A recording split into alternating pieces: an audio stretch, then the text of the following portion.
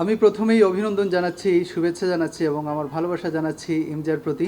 Electronic media journalist association, আমরা EMJA নামেই জানি। ইমজা একটি যুগান্তকারী পদক্ষেপ নিয়েছে। ইমজা নিউজ নামে একটি নিউজ পোর্টাল তারা আত্মপ্রকাশ করতে যাচ্ছে 1 জুন। আমি প্রত্যাশা রাখি যেইভাবে ইমজা তাদের ইমেজকে ধরে রেখে যেভাবে কাজ করে যাচ্ছেন, আমরা জানি যে ইমজায় সিলেটের এক ঝাঁক প্রতিশ্রুতিশীল, দক্ষ এবং সৎ সংবাদকর্মী কাজ করে যাচ্ছেন নিরলসভাবে।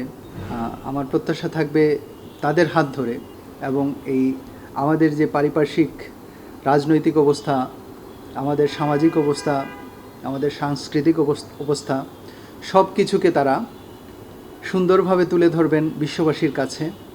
আমরা জানি যে সারা বিশ্বে আমাদের সিলেটিরা ছড়িয়ে ছিটিয়ে আছেন। আমাদের সিলেটের প্রবাসী যারা আছেন দেশের বাইরে, তাদের কথাও তারা তুলে ধরবেন, তাদের দুঃখ, কষ্ট, আনন্দ, বেদনার কথা।